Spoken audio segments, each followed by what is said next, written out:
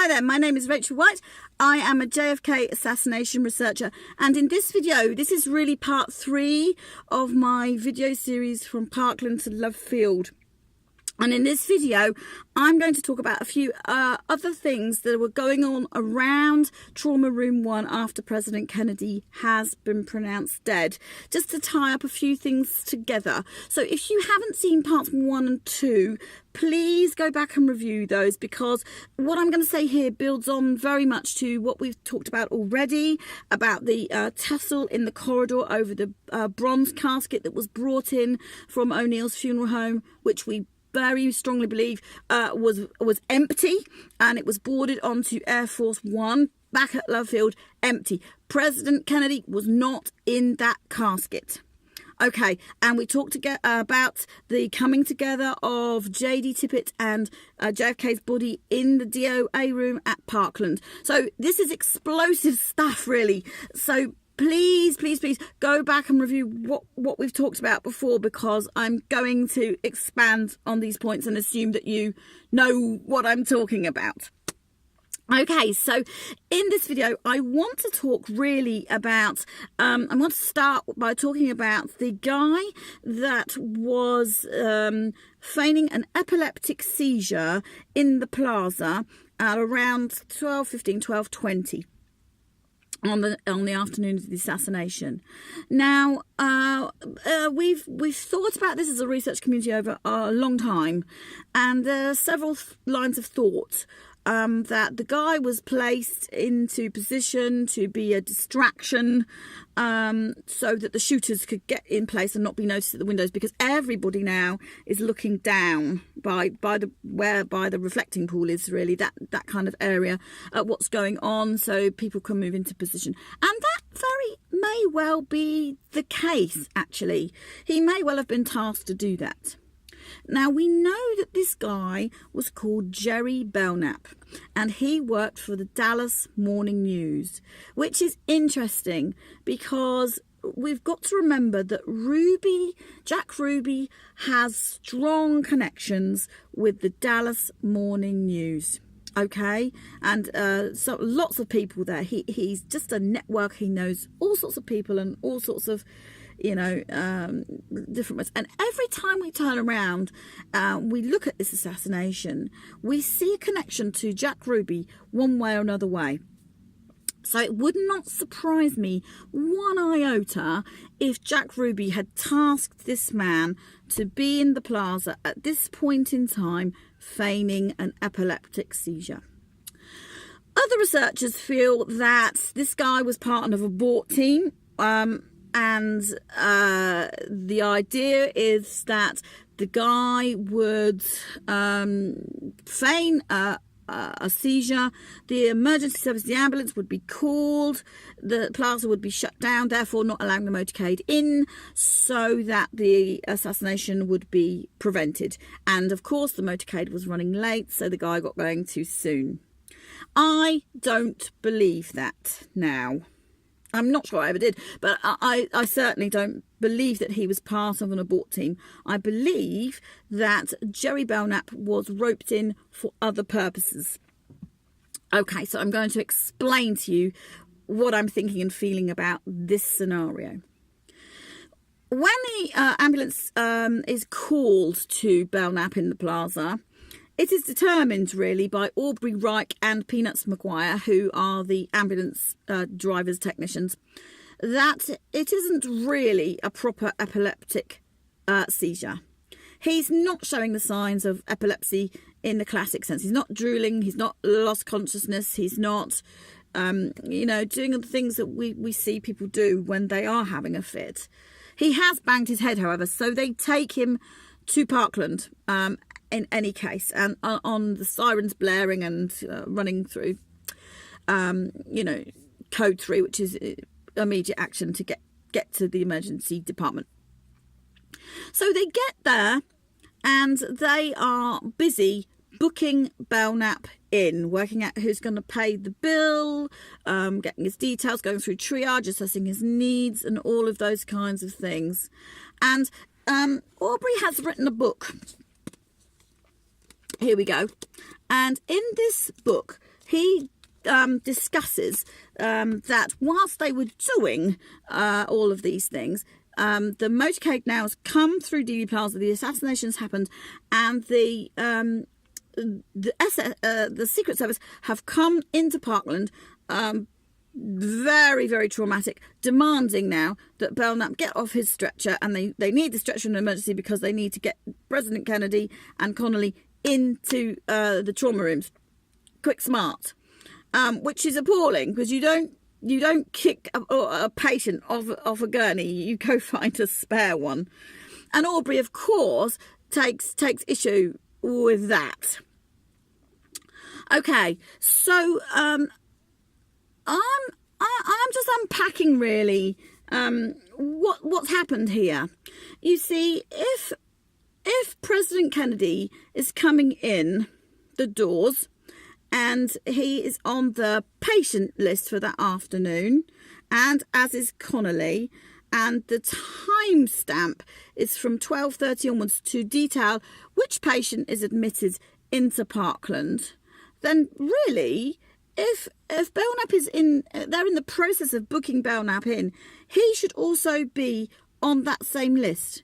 And when we review that list, he is not on it. So it looks to me like Belknap never registered as a patient that afternoon.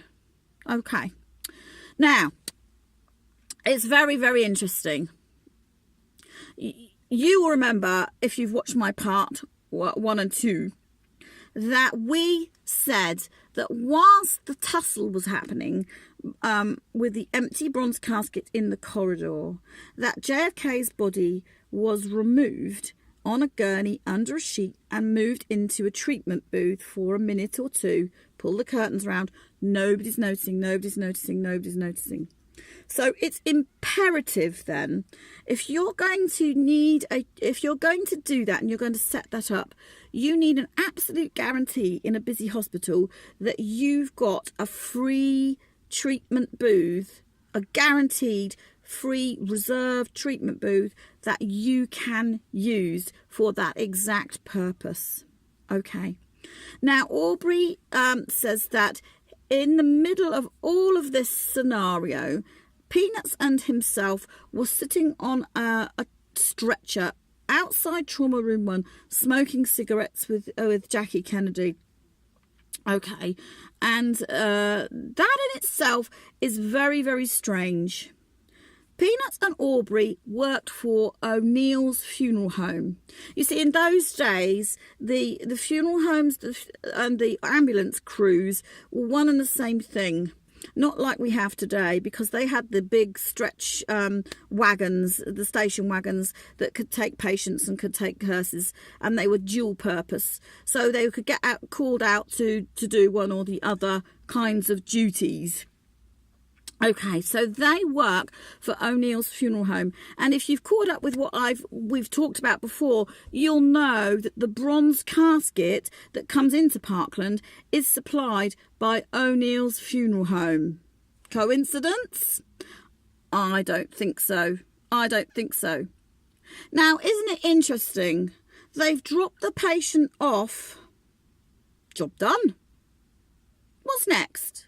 What would you think would be next? Go back to base. Do the next task. Wait for the next call to come in. Why are they still at Parkland? Who has told them to hang around?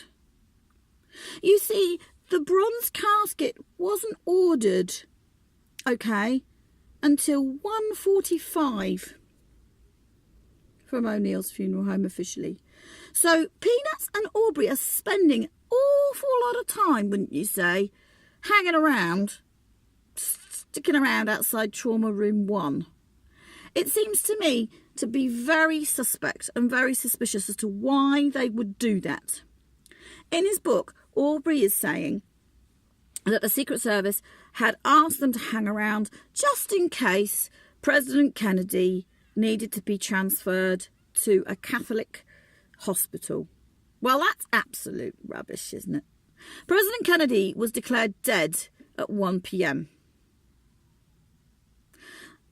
Why would he need to be transferred to another hospital? at that point or even beforehand. It doesn't make any sense, does it? You don't go about doing that kind of thing. That's just silly. Absolutely silly. So that story, I have to say, is a complete smokescreen for what really is going on. Okay? Now, when Aubrey and Peanuts are sat on the stretcher outside of trauma room 1, and they're stretching their legs a little bit, they can see into treatment booth 8, and they can see that the Jerry Belknap has left the building. He has up and walked. No treatment, no record of him, no nothing. He's gone. Just gone. Okay, so we can see now we've got an empty treatment booth with a patient that's supposed to be in it. Right? Okay, so this is our reserved treatment booth, ready for in a little while the body and the gurney of President Kennedy to be wheeled into it. And that is how they work that scenario out. Aubrey and Peanuts go into trauma room 1. As we've talked about before, he helps Jackie take her wedding ring off and put onto the finger of JFK. We know now JFK did not wear his own wedding ring. Now, this is a woman who is, has very expensive tastes. That ring, that wedding ring, is going to cost thousands. Why would you take a ring off, a piece of jewellery which was expensive, and leave to the mercy of anyone who could take that ring and steal it in the process of their dealings with this dead body? There has to be only one reason, like we discussed before, that ring is an identifier that this is JFK's dead body under a sheet. And we know we've got him because we can see the hand and we can see the ring. That's it. That's him. Okay, so Aubrey and Peanuts are lifting the body up on a rubber sheet, hammock style, into the casket. All right? And they are allowed to be on their own with Jackie in the room and with Oscar Huber. And I believe in those moments they take the body back out of the casket, back onto the gurney, and they are then place him under a sheet, and then the gurney is moved out into the free treatment booth number 8. And that is how I believe that they work that. And make no mistake, Oscar Huber was also in this complicit. Father Oscar Huber was handpicked by Jackie to come and give JFK the last rites. And if we look at this account that Aubrey has given and the evidence that we already know, that Oscar Huber came into trauma room 1 at 1 p.m.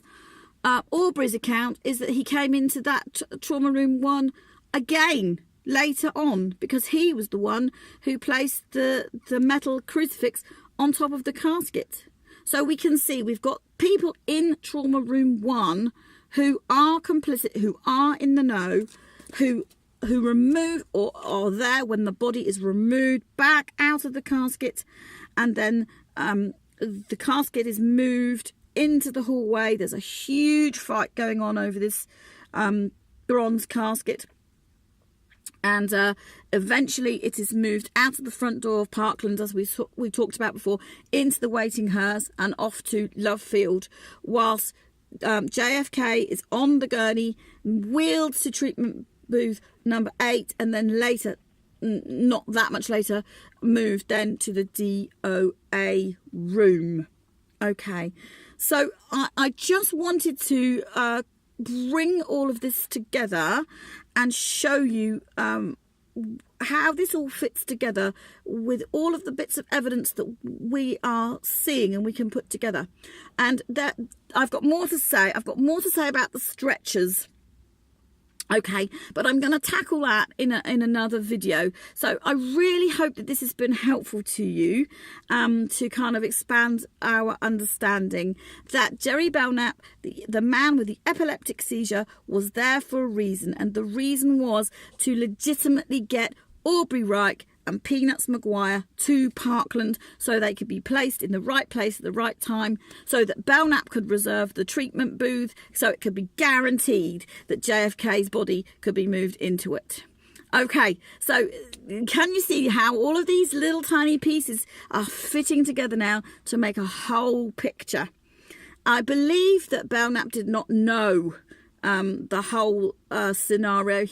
People were just tasked with a task, they do their thing, and then they walk away, no questions asked. Okay, and that really is how they wrote people into this. All right, so I just wanted to bring that, and I'm going to come back and I'm going to talk about the stretchers and how that all works in another video, because there's more to say. So thank you, and we will talk about that soon. Okay, bye for now.